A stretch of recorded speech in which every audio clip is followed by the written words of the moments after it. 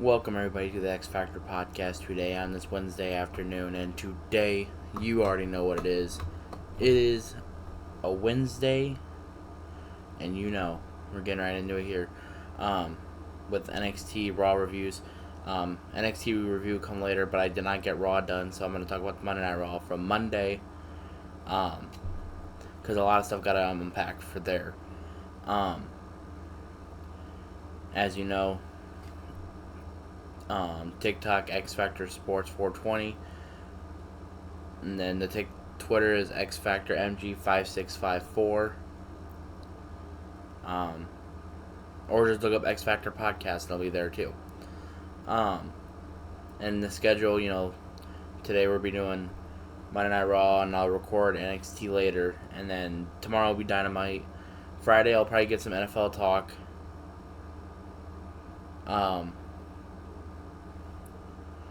And then we can just get right into it with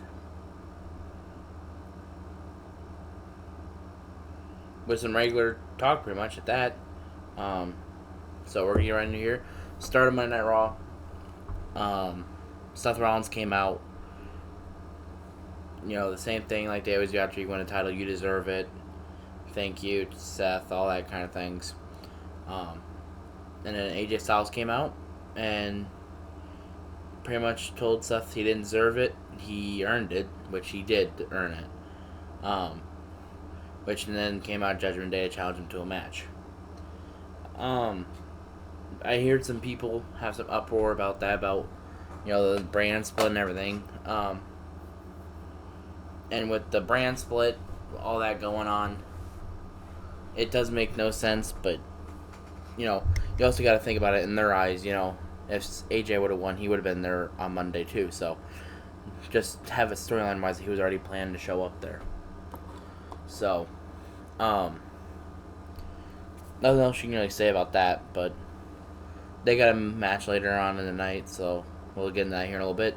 Money in the Bank qualifier match: Ricochet versus The Miz. In my opinion, I thought that match was pretty good. Miz been getting back up. He's been wrestling better. He's been having some of his best matches as of late in the last couple of years. And with the cuts coming up, wouldn't be surprised if he was one of them. But he is really starting to pick them up now. Then Ricochet also won. Overall, I thought it was a good match. I just feel Miz, he should have at least one more shot for that, because he really showed something on Monday. So,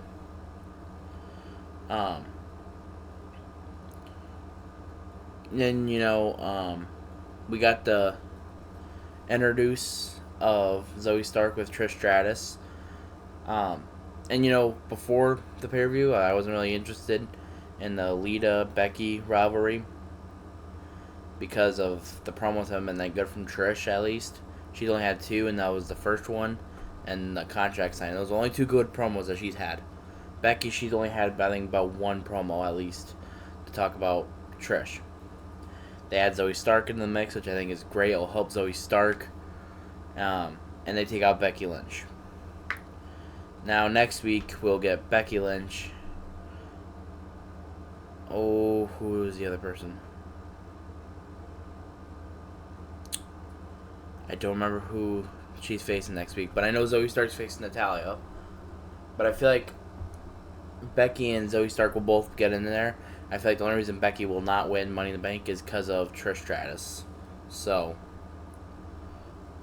that's how I think a really good would go, but that's just really what I think at that point. Indashir versus Javier Bernal and some local guy. Javier Bernal, of course, one of the NXT upcoming stars in the Performance Center. If you have not watched NXT, he is one of the upcoming superstars coming in through there. And Indashir, of course, they're taking on everybody. It was just a regular jobber match. Nothing really much to talk about. And then we got a segment with Kevin Owens and Sami Zayn talking about how they're done with the bloodline, all that stuff, and then Imperium comes out, which I am really invested in this Imperium Sammy Kevin stuff here. because I'm sorry if Kevin and Sammy lose the titles. I want it to be to Imperium. They deserve those titles right now. And like that whole segment between Imperium, Alpha Academy, Sami Zayn, and Kevin, the whole thing just felt good. Like there was, like you got Kevin losing his mind over them coming out and not even getting announced, to Chad Gable coming out, and it was just, the whole segment was just perfect from the start up to the finish of the segment. It was just, everything about it I felt like was just perfect. Which would lead into Imperium having a match with Alpha Academy. I thought it was an alright matchup. It really picked up at the end. I really thought Imperium has, as of late, have had that momentum, which I feel like that deserves a tag title shot. I feel like they have a chance to win those tag titles, and I think they should at some point.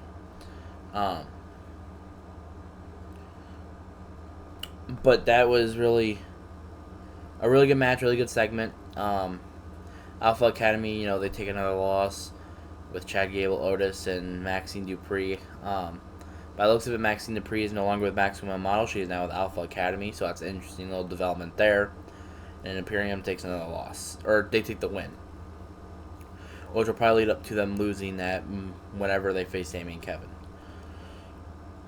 The Fatal 4-Way match for the vacant WWE Women's Tag Team titles, Ronda Rousey and Shayna Baszler versus Raquel and Shotzi. Bayley and Io Sky, and Chelsea Green and Sonya Deville.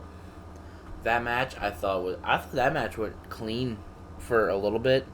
Of course, you're gonna get some little botches, because in my opinion, some of the women that are in this main roster, that are now in the roster, they need some work to do. Some of these women that have been called up over the last couple of years should have been called up. Shotzi, I feel like she's getting a little better, not really. I still feel like NXT would be the best shot for her to go back. Ronda and Shayna. I know people online have been hating that Ronda, especially Ronda.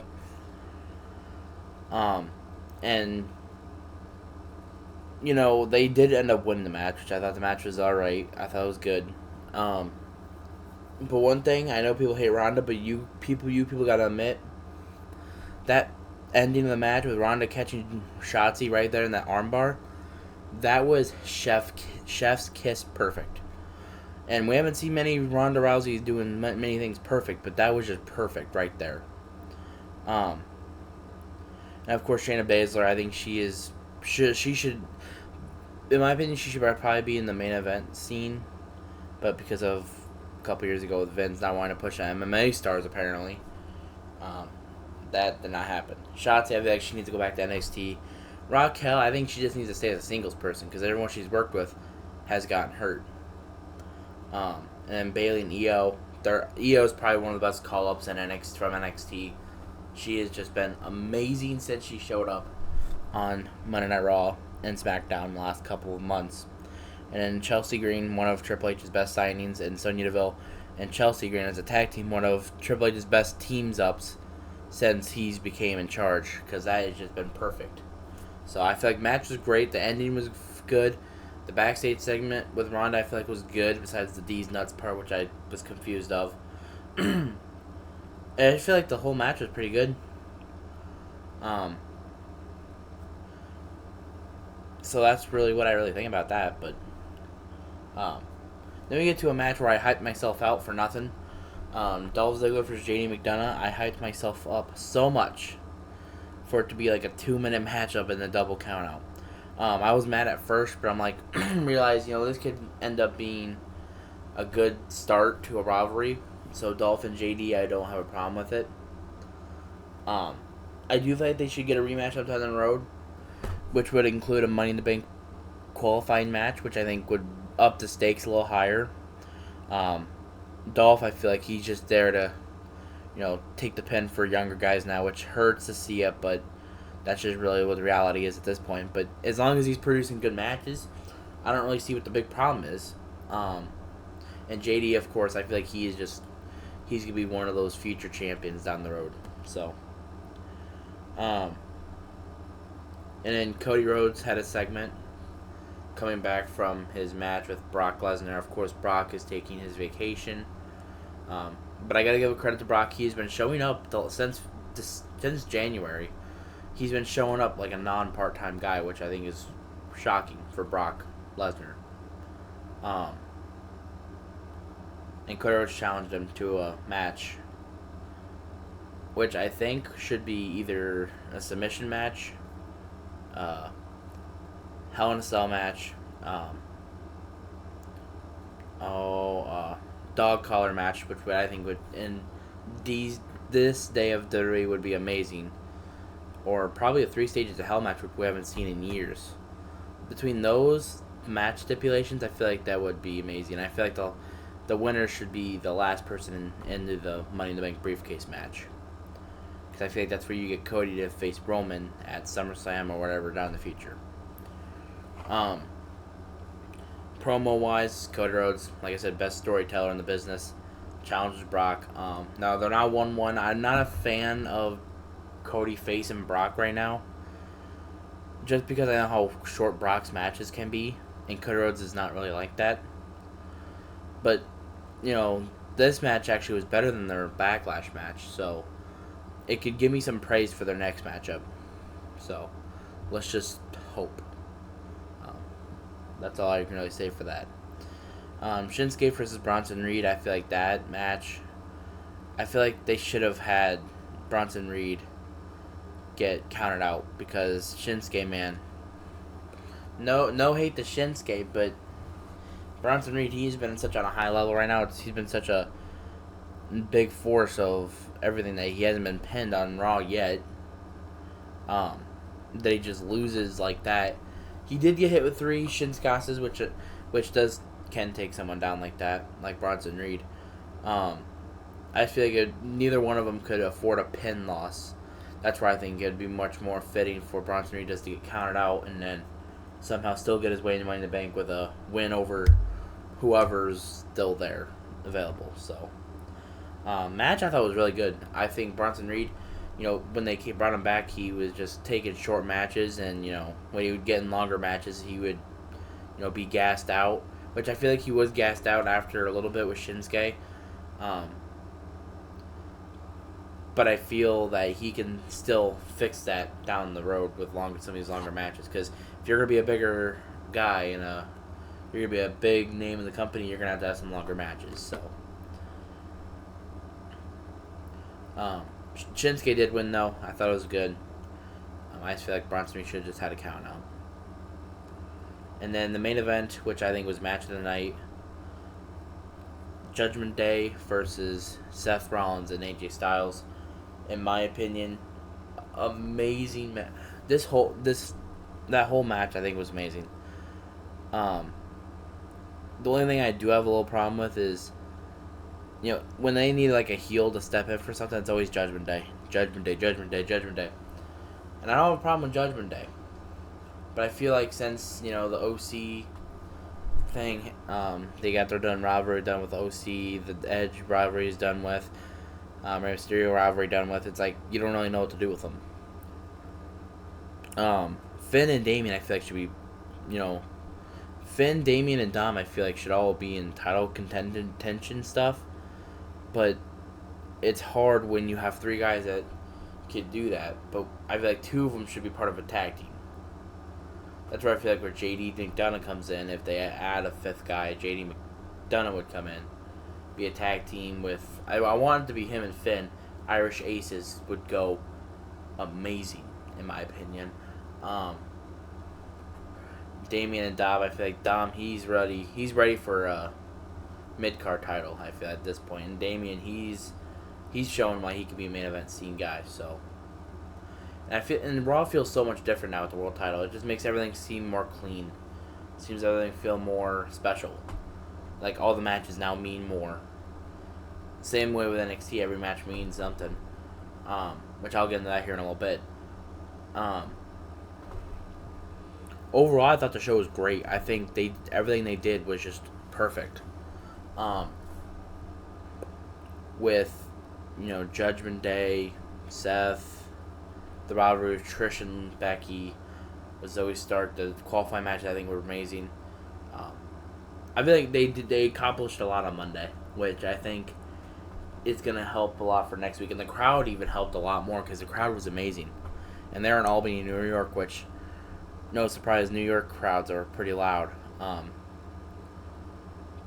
But I'm just saying, those crowds really help make the show a lot better.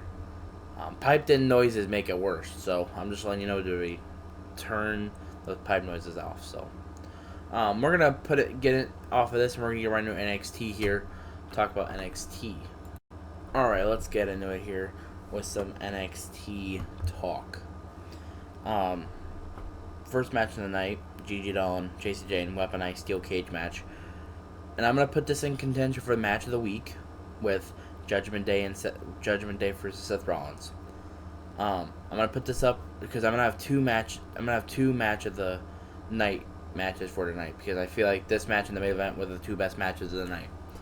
And they'll both be up contention for match of the week next week for my awards for weekly wrestling awards, which I will be starting Monday. So, Gigi Dolin versus Jayne, weaponized steel cage match. Everything about it was just brutal. I feel like I thought we were gonna get blood at least some point during the match. We didn't, but I thought everything was just brutal. It was perfect that they put it on the NXT instead of the pay-per-view, only because I feel like this is what would help the rating wise for NXT. I think now Gigi Dolin and Jayne have gotten past themselves. You know, they've had 3 matches together. One at Roadblock, one on NXT, and another one just on NXT.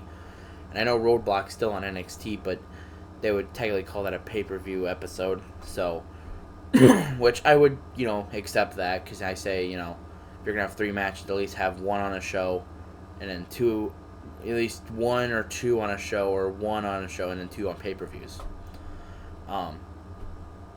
Unless it's Brock and Cody Rhodes, that would be just regular pay-per-views because Brock don't wrestle on Mondays or Fridays. So, otherwise, I thought this match with Gigi Dolin and Jayne was amazing. I thought the end of it was good. There was a trash can spot where Jayne spine busted her through the trash can. Brutal. The kick to the head in the corner, brutal. Everything about it was just brutal. I feel like that's where they can start getting on with this, with their singles runs now, since they're no longer feuding. So, by the way, free Tony D'Angelo. He got his mug shots taken last night at the police station, so free him. And then Gallus, backstage Performance Center. The Stax is accusing him of ratting him out. So that is something something to think forward to. I don't really know what this is about. I don't know what's happening here. It's just everything it's going wild. And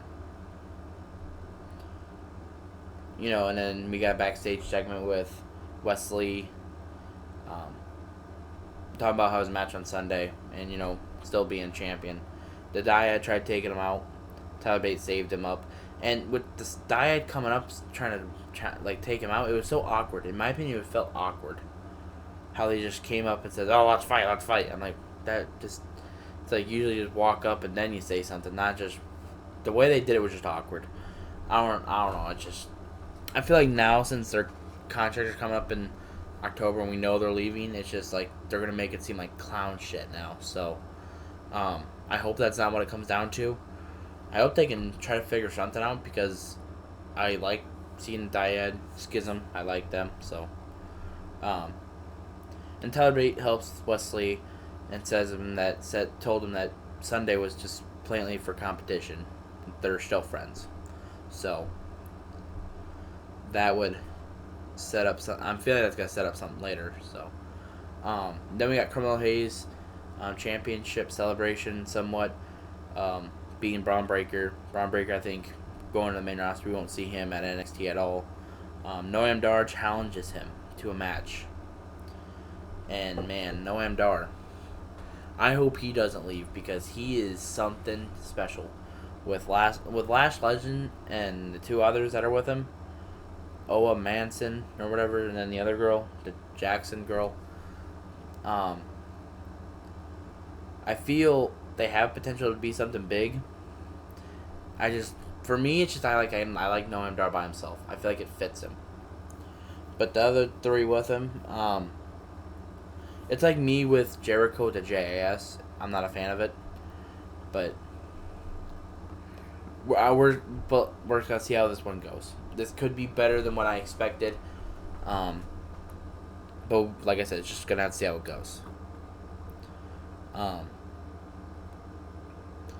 And Cora Jade, I even know how to backstage. Well, Cora Jade had a backstage segment saying how she should be world champion right now, and Ivy Nile comes in. I think she slapped her or said something about her black eye or whatever. I don't know, but they had a match later on the night, which I thought was great. But Wesley and Tyler Bate had a match with the Dyad, Rip Fowler and Jagger Reed with Ava Rain in the corner. In my opinion, I thought it was a good match. In the middle of the match, we got Mustafa Ali. Before commercial break, Mustafa Ali showed up. And, I wasn't a fan of this whole free agent thing. But now, the more I keep thinking about it, and the more I watched NXT last night, the more I like it. Because you never know what's going to happen with any of these guys.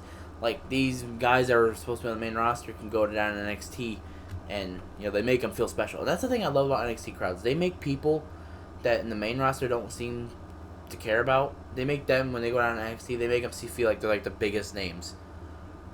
It's just, that's what I love about NXT crowds. I feel like WWE should hire people that go to NXT crowds. Just hire them and, like, pay them to go to shows.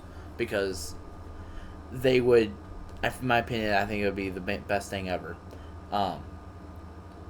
Tyler Bate and Wesley, of course, got the win. Joe Gacy tried taking him out, but then Mustafa came in and screwed that all up. So I feel like we're probably going to get a fatal 4-way at some point with Mustafa coming in the mix with Tyler Bate and Gacy and Wesley. I wouldn't be surprised. Or a triple threat for number one contendership. Like I said, I think that whole thing is just beautiful, Mustafa Ali, and he has the potential to be a world champion. He's been in WWE now since the 205 Live days. And I feel like now I think this is his opening to show something. And especially with his showing out in Saudi Arabia against Gunther, I think that was amazing. So,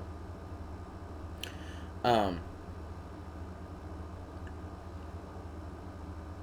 then we got Tiffany Stratton's celebration. Our Tiffany Epiphanies finally got her celebration rolling. Her promo, celebration wise, I thought it was okay. The promo I thought was awkward, or it was a little weird. I feel like she was trying to read something when she was trying to do the promo, and which you're in NXT, so you're gonna have stuff like that, gonna have some mess ups, so developmental. And, for months I've been saying she needs to go to the main roster. And from her promo last night, that probably explained why she's not up there yet, because she still has to work on promos. In-ring-wise, I feel like she's good. She can get a little better. Promo-wise, I feel like she's amazing, or amazing at times. This last night's promo just felt weird. I wasn't a fan of it. But she did announce that next week we'll have a Battle Royal to face her. Probably Roxanne Perez probably wins, I think. I'm just thinking Tiffany Stratton's probably going to have the longest reign. One thing I did think, one of her sayings from last night I think was good, was when she said she could just retire as champion because no one's going to beat her. That part I thought was good. Everything else I just think was alright at best. And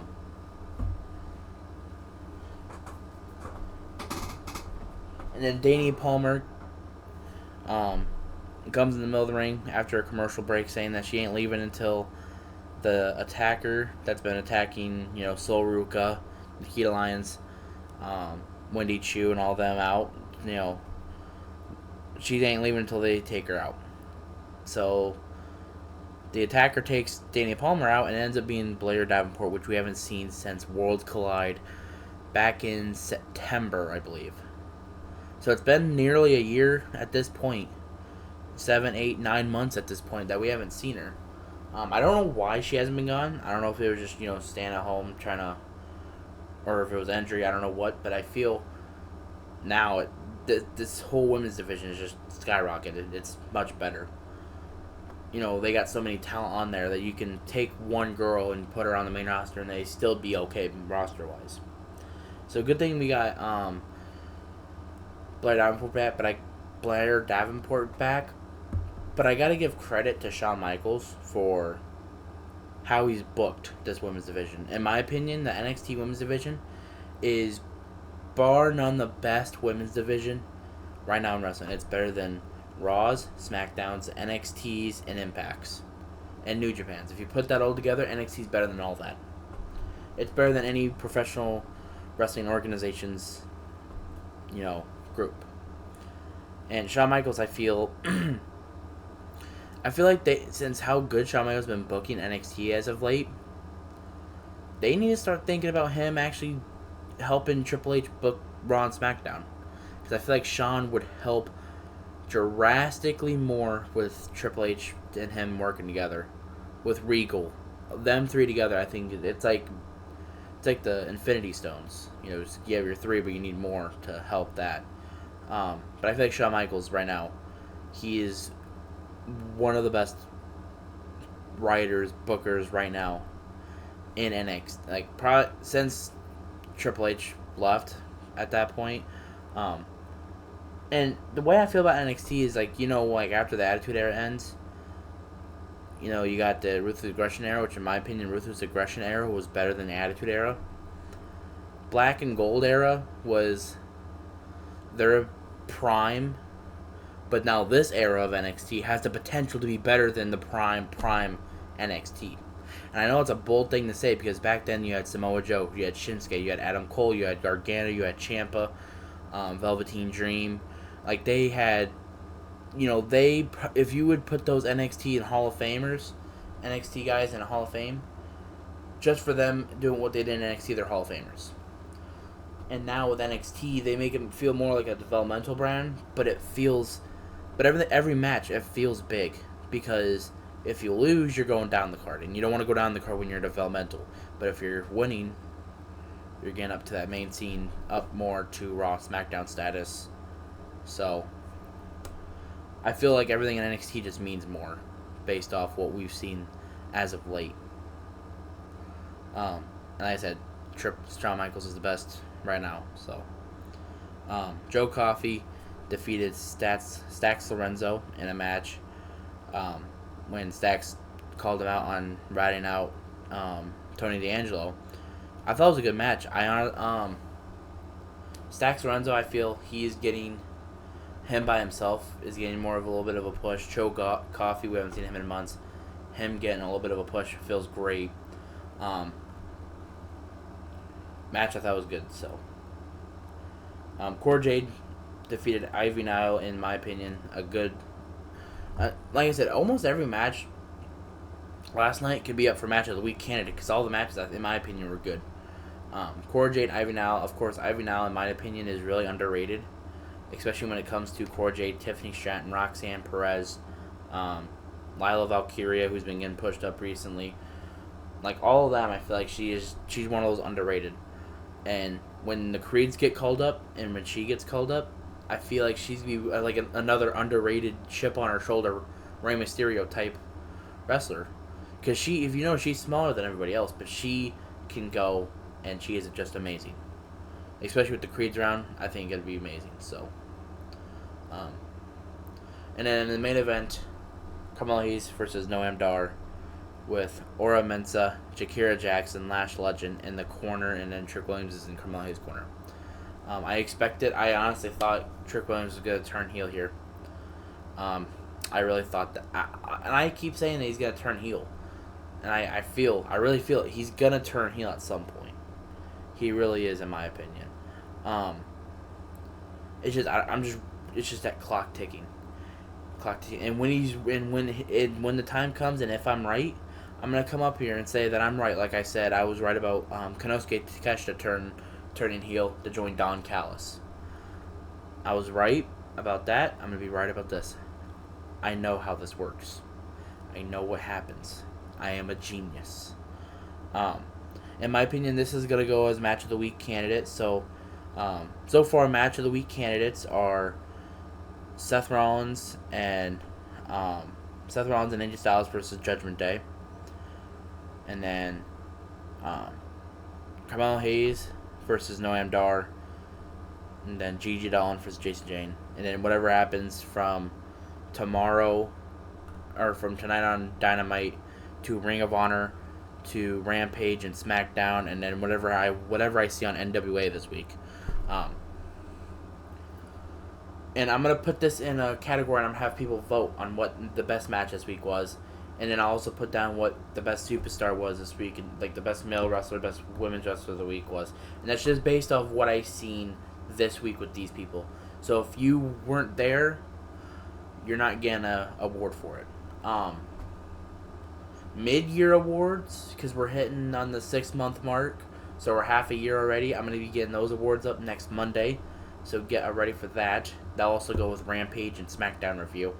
My awards will probably be in a separate video, so I'm not cramming it all in one. And it's already hard enough I had to cram NXT and Raw just in one episode, which I didn't really want to, but I was lazy yesterday, so shame on me for that. But Carmelo Hayes, Noam Dar, really good match. Carmelo Hayes won. Noam Dar should definitely get a title shot soon. Definitely soon. Whenever he's done with the Heritage Cup thing. So, that's all I got for you today. I will talk to you tomorrow with some Dynamite review, match of the week. If you put in your vote for if you follow the Twitter X Factor MG or X Factor Podcast, just look X Factor Podcast or X Factor MG 5654. X and MG are both capitalized. They'll also be in the bio. If you look them up, I will have, I think Saturday, I will have a poll up for what is best match of the week, in your opinion, wrestler of the week, women's wrestler of the week, and show of the week. So those will all be up there. And then let me know what you think of mid-year awards for best show, best booker, best wrestler. Just give me your opinions on all that in the Twitter, in the comments. Let me know what you think. Y'all have a good day. Stay blessed.